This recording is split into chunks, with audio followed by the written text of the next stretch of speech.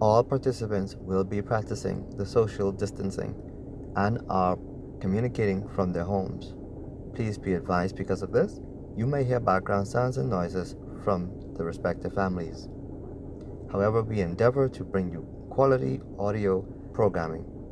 Thank you. God bless. 5, 4, 3, 2, 1. Welcome to EnGaGe 2.0.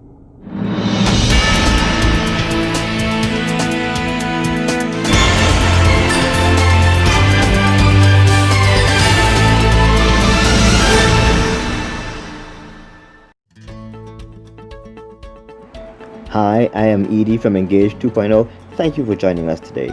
We are about to conclude in this podcast, part 2, Who is the Antichrist? So if you missed part 1, please go to our anchor lineup and you will find Who is the Antichrist part 1. So without further ado, let us join the discussion. Be blessed. Alright, so let us look at now C. We'll think to change times and laws. According to Daniel 2:21, it is God who has the nations in control, and it is his prerogative alone to change times. For the little horn to endeavor to change times is to exercise the role of God in an attempt to shape history. How has the papacy attempted to change laws? Look at the apostasy of the early Christian centuries, at which time many doctrines and practices contrary to God's will were introduced. The papacy freely admits she is responsible for making Sunday a day of worship. According to Lucius Ferrus, Roman Catholic, says, the Pope is of so great authority and power that he can modify, explain, or interpret even divine laws. I bet that means it's coming from the same source we quoted earlier. In almost any Catholic catechism, the second commandment is completely taken out. The 10th is divided into 2, and the 4th is changed or shortened. It's time for a health tip break. Let us engage your health with Sister Smith. Hello everyone, here is your health tip for today. The topic is staying healthy during the coronavirus pandemic. We are still in the heat of the coronavirus pandemic, and it is so very important that you keep yourself healthy in order to feel well and function optimally. Here are 10 ways you can decrease your chances of suffering from COVID-19. Number 1, ensure you keep yourself well hydrated with water. That is, with water. I repeat, with water. Keep the fruit juices and sugar-sweetened beverages at an absolute minimum, or better yet, stay away from them as much as you can. They weaken the immune system. Number 2, eat your fruits, veggies, and herbs, especially the green, orange, and white ones. Garlic, ginger, turmeric, onion, broccoli, citrus, papaya, red peppers, spinach, berries, and kiwi are excellent choices.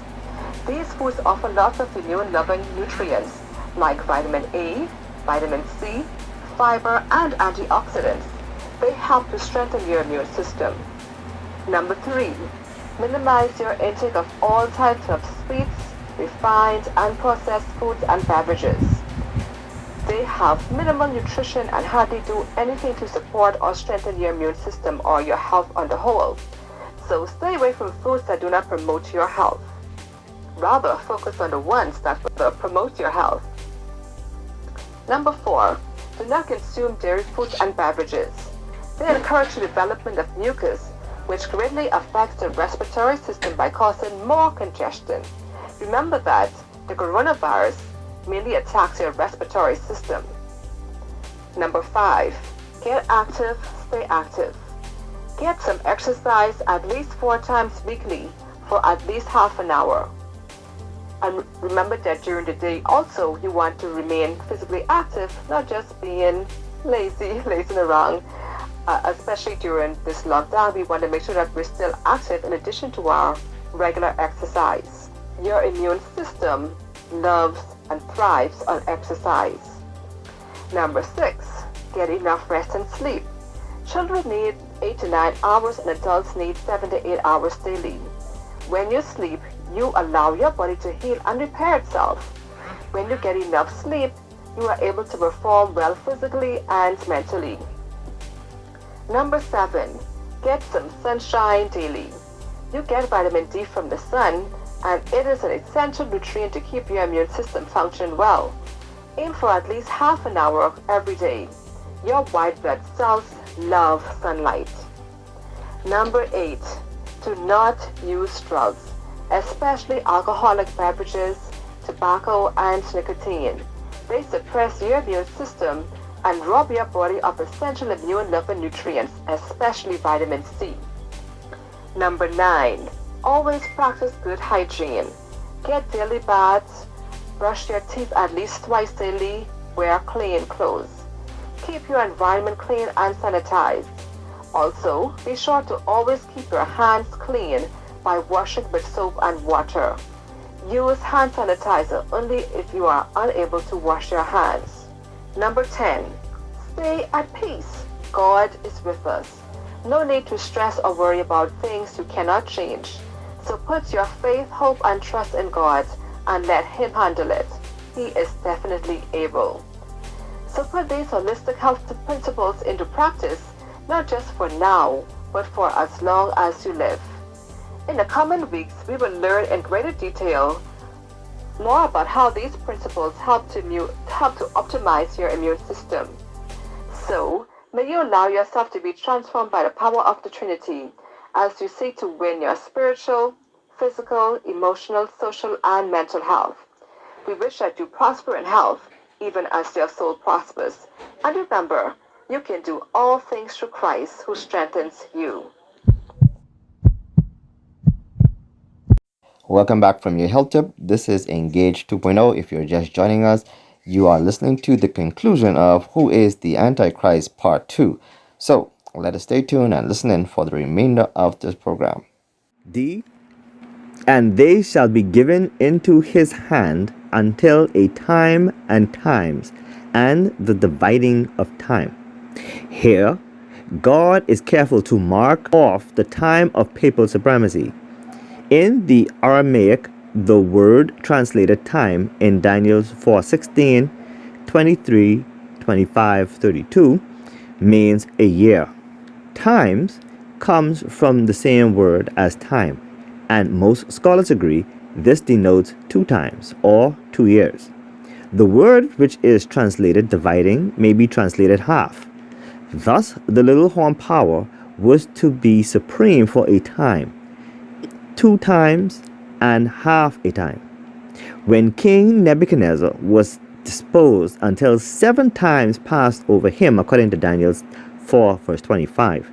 This was a period of 7 years. In prophetic reckoning, there are 30 days to the month, or 360 days for 1 year. Therefore, 3.5 times would be 1,260 days.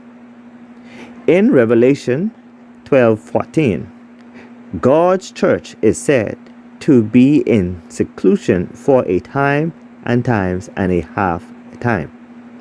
In Revelation 12:6, God explains this to be 1,260 days.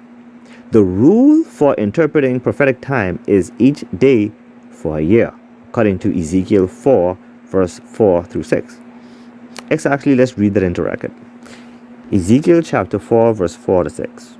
Lie thou also upon thy left side, and lay the iniquity of the house of Israel upon it. According to the number of the days that thou shalt lie upon it, thou shalt bear their iniquity. For I have laid upon thee the years of their iniquity. According to the number of the days, 390 days, so shalt thou bear the iniquity of the house of Israel. And when thou hast accomplished them, lie again on thy right side, and thou shalt bear the iniquity of the house of Judah 40 days. I have appointed thee each day for a year. The period of papal supremacy began in AD 538, when the Ostrogoths, the last of the three opposing powers, were rooted up. The closing of the 1,260 years would be in 1798. What took place at that time?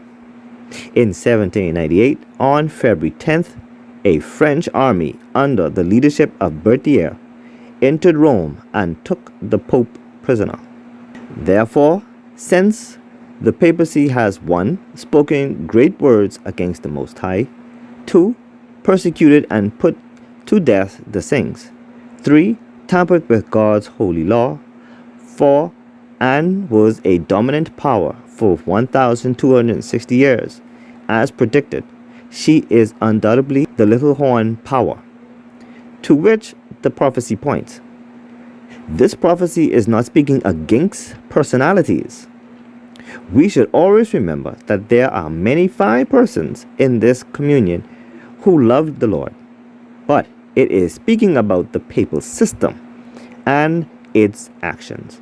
And we talked about that earlier when we look up the definition of the papacy. It's talking about a system, a governance, not so much personalities or individuals.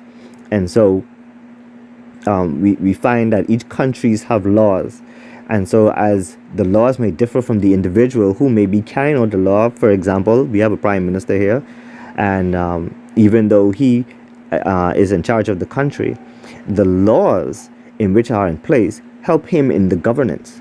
But when an individual goes against certain laws that's in the law for the country, he himself is not above the law, but he himself is to carry out the law and make sure that everybody is equally being affected by the law. But when the individual or individuals put themselves above the law and do things contrary to what the law stands, then you find that they are trying to be something that they ought not be. Okay, so this is the case. We find that there are an entity like the papacy that claims to have the prerogatives of God, that they can dispose of any king or prince as they want. They could interpret divine laws and take it out, I guess, if they wish, because according to their catechism, 10 commandments, you find that the 4th commandment has been shortened, which the 4th commandment is but one of the longest commandments. And then you find that the 2nd commandment was altogether taken out. Then you find that the 10th commandment was divided and made 2 commandments, one separate commandment from the other, to make up their 10. So because they took out the 2nd commandment. So who can do that? Who can do that? No, we find no one in the history of the Bible being able to do that. In fact, let's read the account of Jesus in Matthew chapter 5. We're going to find something very, very, very interesting. In Matthew chapter 5, we find these words. If you have a red letter Bible, you'll find these words as it relates to Jesus. Matthew chapter 5 and verse 17. And it says, "Think not that I am come to destroy the law or the prophets. I am not come to destroy, but to fulfill." So Jesus himself could not do away with the Father's law. In fact, it was to the laws of God in which Christ died. He paid the penalty for sin. What is sin, my friends? The Bible teaches that sin is the transgression of the law of God. So if Jesus Christ could have avoided death upon the cross by simply rearranging or getting rid of, it would have been done, my friends. Nobody on the face of this planet can change or do away with God's law. If the Son of God paid the death penalty for a broken law that he didn't break. Remember, the law was broken when Adam sinned, and so this was the law in which he came to ratify. This is the law in which the penalty he succumbed to, so you and I don't have to pay into that penalty. And if Jesus himself could not do that, what makes you think anybody else, including the papacy, believe they can do that? It's an impossibility, my friends. And when a power or any individual think that they can do that, they are putting themselves in the place of God. Brother Edie, this power, I've done that. It also gives another picture that I don't want us to miss out. One thing this also proves that this is not God's church. Because a lot of people believe this is God's church. This is how we know that this is not God's church. If you go to Revelation chapter 12, verses 12 to 14, look what it says. Therefore rejoice ye heavens, and ye that dwell in them. But woe to the inhabitants of the earth and of the sea, for the devil is come down unto you having great wrath, because he knoweth that he had but a short time. And when the dragon saw that he was cast into the earth, he persecuted the woman which brought forth the man child. And to the woman were given 2 wings of an eagle, that she might fly into the wilderness, into her place, where she is nourished for a time, and times, and half a time, from the face of the serpent. 2 things came up. One, you identify who think he's going to change times in the Lord in that 1,260 years. We identify that is the Antichrist, that system. Then we also have in Revelation that identify God's true church and what they will be doing. God's true church will be in the wilderness all through that period of time. So guess what? He could not be the victor of Christ. He could not be God's church, and he's not God's representative on earth. So all those people who comply and believe that are wrong. Yeah. A careful study of the scriptures will bear that out, because what happens is that as we're learning that the word anti doesn't mean to go against, doesn't mean to go against everything the Bible says, or an individual who's going to be warring against God and making a stance against the kingdom of heaven, but someone who's going to take the place of, as we've seen in the definition, one of the definitions, to stand in the place of. That means this entity will think, or the system will think, that they can stand in the place of God and call the shots. And that's not the case. God has not given anybody except his son the prerogative to act in his behalf. That's only in Christ Jesus.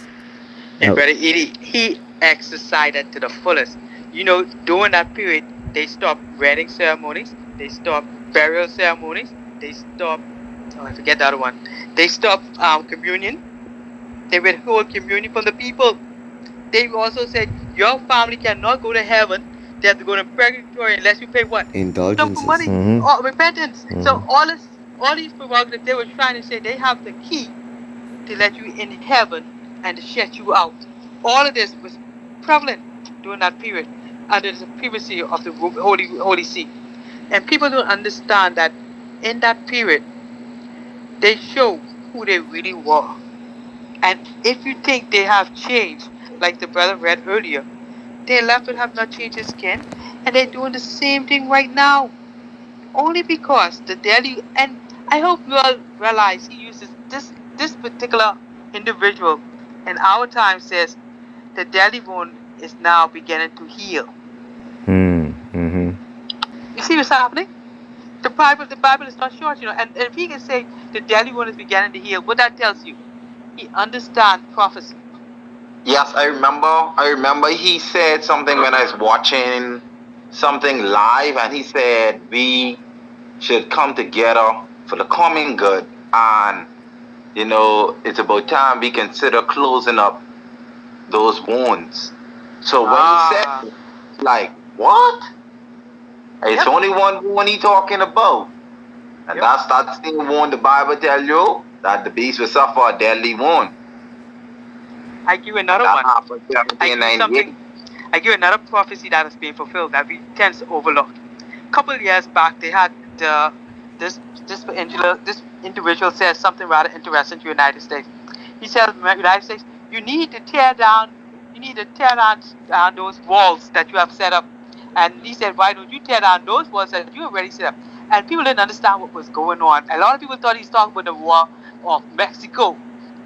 Putting this wall about constitutional laws. Constitutional laws, the Johnson Amendment, where he wanted the separation of church and state to be taken away. You see what's going on? And we don't understand the dialogue because we don't pay attention to prophecy. He want their freedom to be taken away because he don't believe that these people should have all this freedom. Exactly. See, they want them to have all the say. Now. And that is why they trying to push their draconian laws now upon America. And guess we reintroduce repentance. He said you need to put in repentance so your loved ones can go into heaven. We have You to see? ask. Let's ask ourselves the question: how did we get this Roman Empire to put themselves at a place now where the leadership think that they can act on behalf of God? But let's go back into the history of the Babylon in interaction with Daniel. We've seen where in the book of Daniel, where Nebuchadnezzar tried to do something similar to what the papacy is doing. Let's see if we could read that into account here. It says in the book of Daniel, chapter 3 and verse 29. Now we've seen where monarchs are trying to place themselves in a position where they can rule the conscience, that they could dictate how you worship. And we're looking at it from, and remember now, we know according to the prophecy that these are kings, right? And they rule from a jurisdiction of subject kingdom. So there's no realm here that's crossing the barrier between God and the subjects, right? Daniel 3 verse 29 says, "Therefore I, Nebuchadnezzar, speaking, make a decree that every people, nation, and language which speak anything amiss against the God of Shadrach, Meshach, and Abednego shall be cut in pieces, and their houses shall be made a dunghill, because there is no other God that can deliver after this sort." So even though the mind of the king, in the respect of the true God of heaven, he made a law or decree that nobody, and is this the whole world? Because notice it says that every people, nation, and language. Is there anything new under the sun? No, right? So we see that here this king makes a decree that nobody can speak anything against the God of heaven. But was he right? No, he wasn't right. Because you cannot make laws that's going to force people to worship God. God isn't a God that wants forceful worship. Remember what Jesus says? Yeah, he said, "I stand at the door and knock. And if you open the door, I will come in and I will sup with you and you with me." That's what Jesus wants. He wants a willing heart. He doesn't want forceful worship. But it doesn't stop there. We also see something similar happen later on in another kingdom that Daniel would just happen to be a part of, the Median Persian Empire. Anybody remember where the king made a similar decree that it crossed between the realm of humanity and divinity? First, it happened on one occasion that he made a law that nobody in the kingdom shall pray or petition any other god except the king. For 30 days. For 30 days. For 30 days. Right? So he's putting himself in the place of God. Did that stop Daniel? No. Why? Because Daniel knows there's a law that says, "Thou shalt have no other gods before me." So Daniel knew the law of God. And so now Daniel, I wouldn't say Daniel was in sort of a conflict, but he already knew what he would do. But the king already knew, based on what he found out, was that he was set up. But what did the king do after that?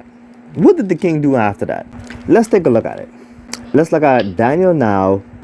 Daniel chapter 6 verse 25 through 28. Then King Darius now wrote unto all the peoples, nations, and languages. Is that the whole world? Yep, the whole world. That dwell in all the earth. Peace be multiplied unto you. I make a decree that in every dominion of my kingdom men tremble and fear before the God of Daniel, for he is the living God, and steadfast forever, and his kingdom that which shall not be destroyed, and his dominion shall be even unto the end. So here now, Darius is recognizing who's the true God. That there's a God whose kingdom is going to last forever and ever. Right? He's admitting this. Then it says in verse 27, He delivereth and rescueth, and he worketh signs and wonders in heaven and in the earth and in earth. Who hath delivered Daniel from the power of the lions? So this Daniel prospered in the reign of Darius and in the reign of Cyrus the Persian. So we find that this king yet again crosses the boundary of divinity and thinks he could direct persons to fear God from law. And guess what? I'm sure, because the Bible doesn't give us that historical background with the Greeks, with the Grecians.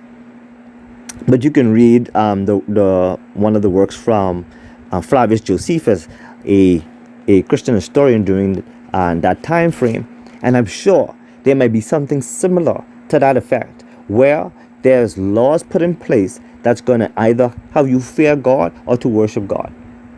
And God doesn't want that. And here we find with this kingdom, we find that if you don't worship this beast, if you don't worship this the way that this God indicates, that you shall be dealt with.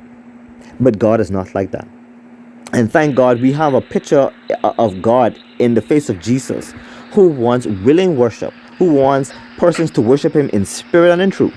And this we can know that there is a difference between the God of this earth, the God of this world, because we know that the same language is the language of Satan. This is the same language that Satan wants, that Satan in his own heart wants persons to worship him. We find this in the book of Isaiah and in the book of Ezekiel. We find that this entity wants worship at all costs.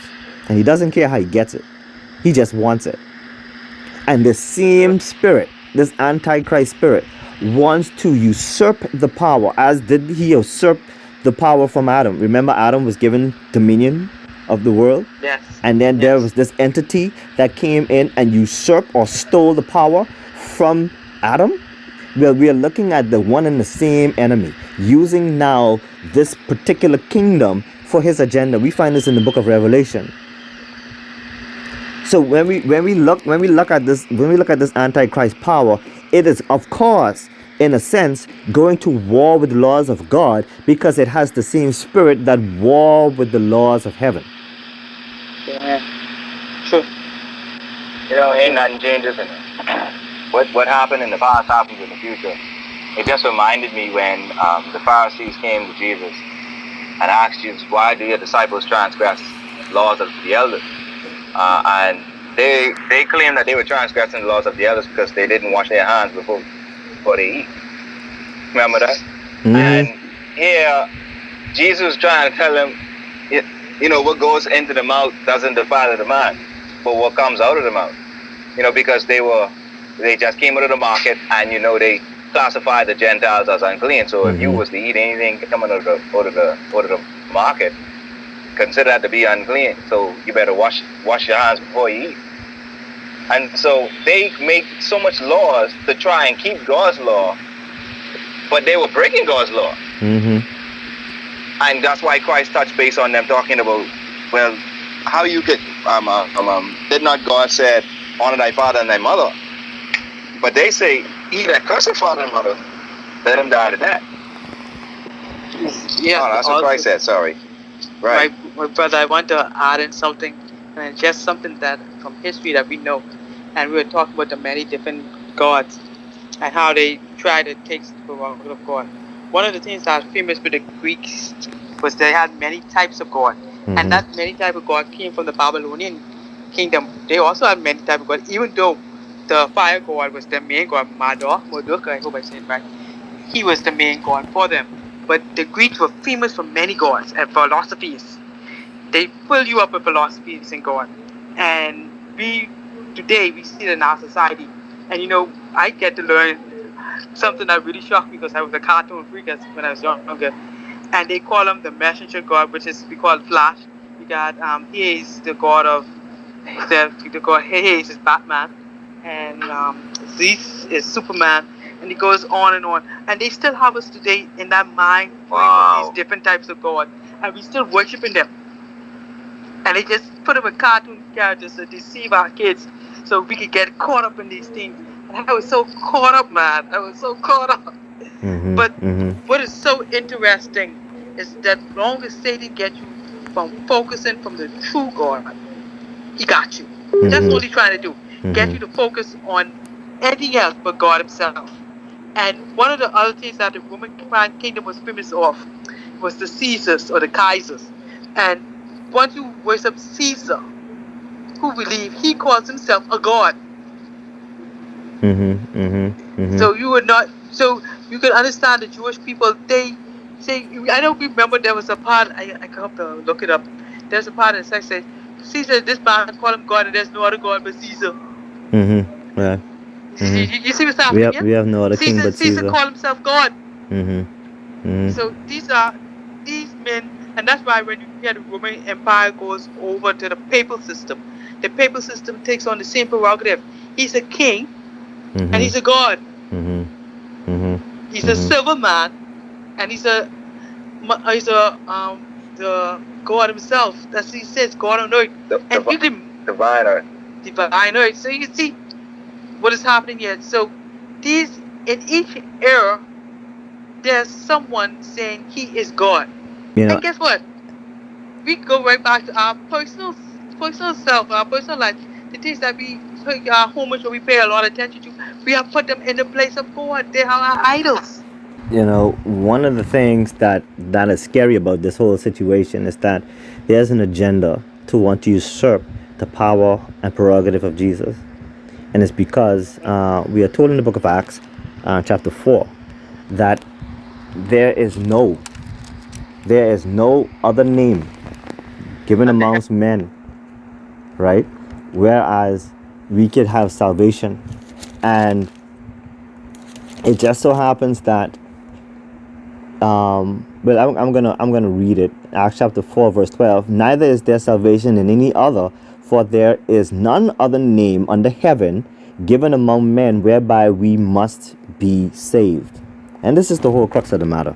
Christ came to save his people from the condemnation and penalty of sin.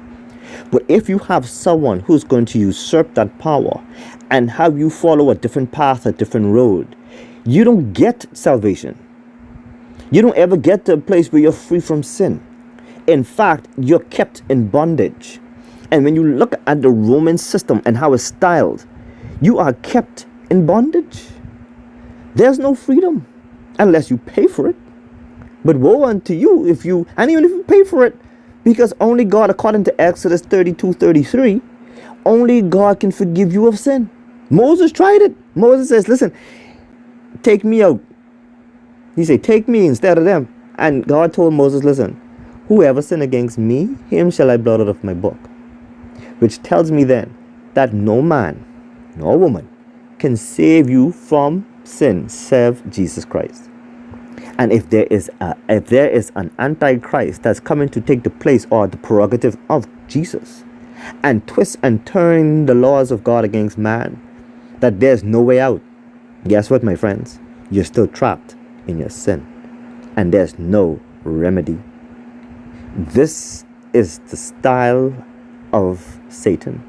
He is the one, as scripture tells us, who traps his prisoners and does not let them go. Because why? Satan knows something that we don't, because we just don't read the Bible. Matthew chapter 25, I think it's verse 41, tells us something very startling. Here's what it says. Jesus talking, then shall he say also unto them on the left hand, depart from me, ye cursed, into everlasting fire, prepared for the devil and his angels. My friends, Satan has one stop, and that one stop is hellfire. And because he knows this, he is making war out on humanity, and he is using anything and anyone he can to deter his punishment. He wants to make sure, my friends, that you burn for your sins. Sure, people can sign on this joint declaration of justification by faith. But guess what, my friends? Do you know that the Bible says faith without works is dead? My friends, they can claim all they want that they believe in justification by faith. But you still have to. Listen, my friends, there's a whole book on faith. I call it the faith chapter. And in that, you find not faith, but works, my friend. Abraham, by his works, obeyed the voice of God and left his father's house. Nor by faith. He didn't just sit there and say, I believe that God will build a boat. No, he by faith built an ark, my friends, and got on board. By faith, Abraham and Sarah had a child, but guess what? The child just didn't magically appear. Abraham and Sarah had to have sexual relations, my friend. See, it's deadly when we think that the whole Christian Protestant world signed this joint declaration, justification by faith. Oh, yes, that's sweet. But at the end of the day, my friends, like the gospel says, without works, your faith is in vain. Because the papacy doesn't change, my friends. They still believe in worshiping Mary. They still believe in bowing down and kissing idols, my friends. You don't find that in the Ten Commandments, my friend. You don't find that in any Christianity in the Bible at all. So what do they believe? They have fooled the whole Protestant world. And as the prophet says, the hands of the Protestants are reaching across the gulf, my friends. An empty, vast space to cling onto the hand of error. My friends, we are living in some serious times where we can have to go on our knees and ask God to show up in our lives. Because what the papacy want, as we talked about the Dark Ages, the Bible says they're going to wield again. And woe be on us if we're not ready. My friends, it's time to get ready and stay ready. As we conclude here, we want to encourage you to study the Word of God like never before, my friends. Because Satan has an all-out vendetta against you, simply because you love Jesus and want to follow and obey the teachings of God. My friends, we cannot pass up so great a salvation. But the choice is yours, my friends. And we simply here in EnGaGe 2.0 invite you to take a look at the materials and study for yourselves. Study for yourselves, my friends. We implore you, we adjure you, please study to show yourself approved unto God. We're going to ask Brother Hebron to send us out with a word of prayer.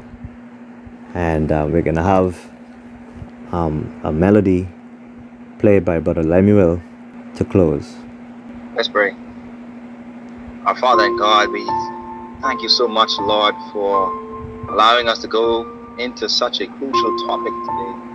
Lord, I know that it's one that is so heavy and it's, Lord, maybe sometimes in the minds of people it's hard to understand.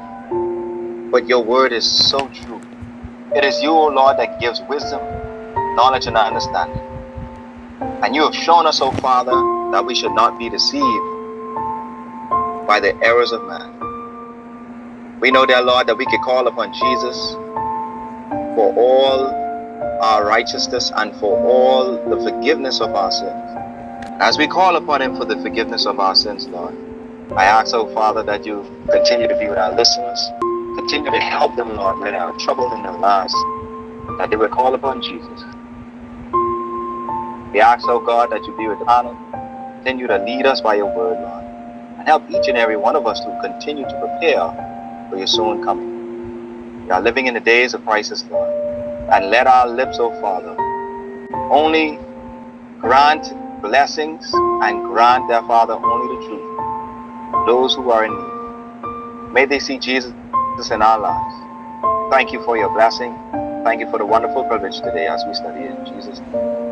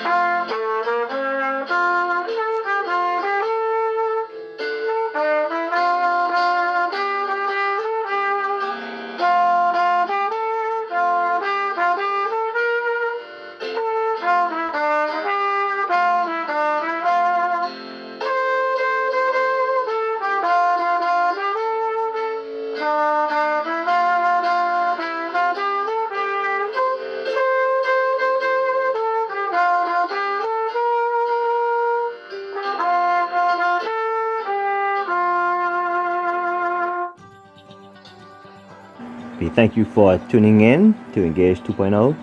If you want to contact us, you can do so by email at hearttoheartministries242@gmail.com. There we would be happy to hear from you and to answer any questions that you may have on your mind. Also, if you want to look at our past episodes, you can do that at YouTube. Just type into the search engine Heart to Heart 242 and you can bring yourself up to speed. Also, you can hear us via your favorite podcast, and we are on Anchor, and also we are on Twitter and Facebook. So for myself, Brother Edie, and for my panel of hosts, we say Maranatha.